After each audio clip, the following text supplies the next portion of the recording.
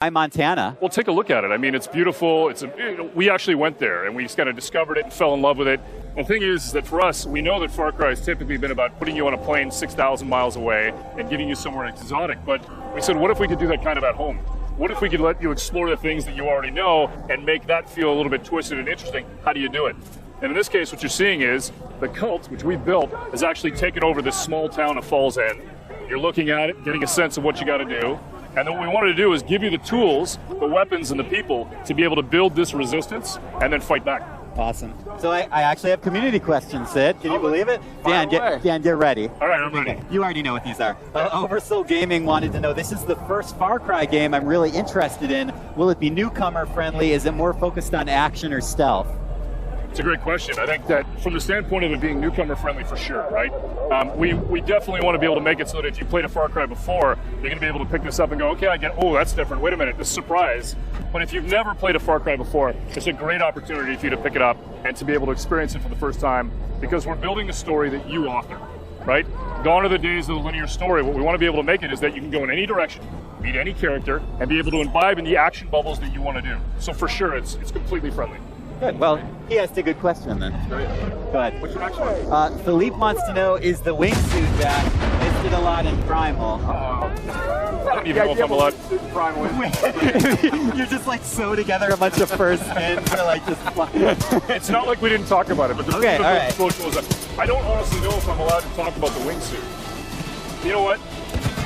Fuck it. Yes, it's back. Okay. And what's cool about it is that we didn't just put in the wingsuit. We actually built a character that's this legendary stuntman that's from Montana, our character. Awesome. And when you do a lot of this stuff with the wingsuit and other things that you do that are stunts in the world, you're actually paying homage to him, and you can unlock stuff based off his personality from like the 1960s and the 1970s. That was a PlayStation Live for me. There you go.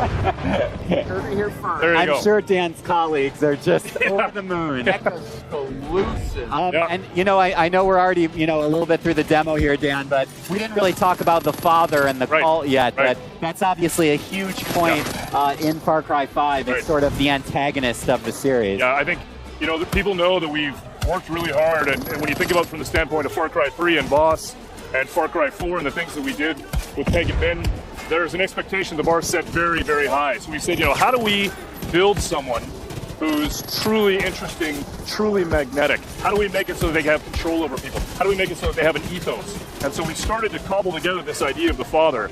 And then we started to think about, okay, who do we get to play this? And we got a lot of interesting options in terms of casting. And then we found a guy by the name of Greg Brick, who is unbelievable. And this guy is spooky. He's a fantastic actor. He came in, he's playing our father. And the thing about him is that when you meet him, he was the one actor that I met that I actually believed he could bring me into a cult.